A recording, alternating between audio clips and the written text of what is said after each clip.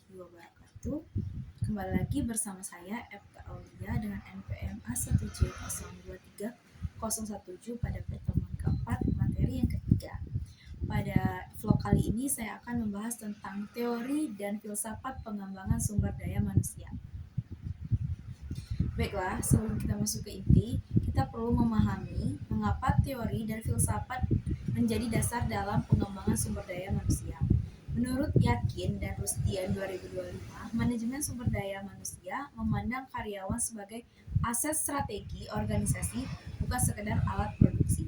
Di tengah perubahan sosial, ekonomi, dan teknologi yang semakin cepat, manusia kini dilihat sebagai aset utama yang memiliki keahlian, kreativitas, dan kemampuan berpikir yang perlu terus dikembangkan. Teori dan filsafat pengembangan sumber daya manusia menjadi dasar untuk merencanakan, melaksanakan, dan mengevaluasi proses pembelajaran manusia secara sistematis dan bermakna. Dalam teori pengembangan sumber daya manusia, pertama, kita akan membahas teori dan pengembangan sumber daya manusia. Dalam konteks sumber daya manusia, teori digunakan untuk merancang pelatihan, pengembangan kompetensi, dan peningkatan kinerja. Secara spesifik, teori memiliki beberapa fungsi penting, antara lain, yang pertama, menjadi dasar penyusunan program pelatihan dan pengembangan. Yang kedua, membantu menentukan kompetensi yang perlu dikembangkan. Yang ketiga, mengarahkan metode pengembangan sumber daya manusia yang lebih efektif. Yang keempat, menjadi acuan dalam peningkatan kinerja yang produktivitas. Yang kelima, membantu menyesuaikan dan pengembangan sumber daya manusia dengan kebutuhan organisasi. Yang keenam, mengurangi kesalahan dan mengambil kebijakan sumber daya manusia. Yang ketujuh, menjamin pengembangan sumber daya manusia dilakukan secara sistematis dan berkelanjutan. Selain itu, teori juga berfungsi sebagai pedoman dalam bertindak, membantu memahami fenomena sumber daya manusia, menjadi dasar perencanaan serta alat analisis dan evaluasi program. Adapun filsafat dalam pengembangan sumber daya manusia menekankan nilai-nilai seperti kemanusiaan, etika, keadilan, dan pemberdayaan.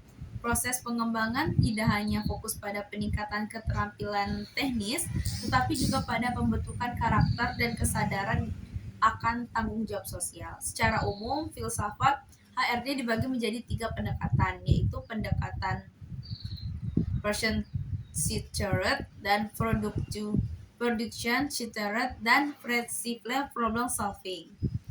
Dalam perspektif Islam, mengembangkan sumber daya manusia memandang manusia sebagai khalifah di bumi sehingga pengembangannya bersifat holistik, mencakup jasmani, akal, dan rohani, dengan tujuan utama ibadah, akhlak mulia, dan keselamatan umatnya. Landasan teori dan filosofis. Secara teoris, pengembangan sumber daya didukung oleh beberapa teori penting. Human Capital Theory menegaskan bahwa investasi dalam pendidikan dan pelatihan akan meningkatkan produktivitas. Teori pembelajaran orang dewasa menekankan pentingnya pengalaman dan penerapan langsung, serta teori motivasi seperti teori kebutuhan Maslow dan teori 2 faktor Reshef berperan dalam meningkatkan kepuasan kerja.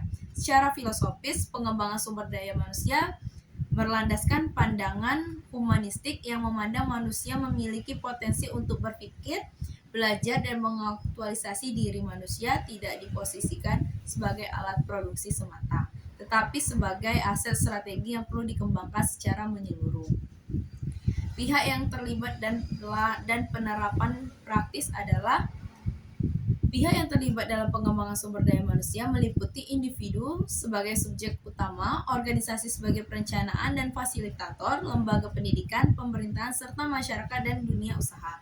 Dalam praktik organisasi, penerapan teori filsafat pengembangan sumber daya diwujudkan melalui pelatihan yang disesuaikan dan kebutuhan, pengembangan karir yang berkelanjutan, serta evaluasi kinerja secara berkala. Organisasi juga perlu membangun budaya yang mendorong pembelajaran, inovasi, dan pengembangan diri.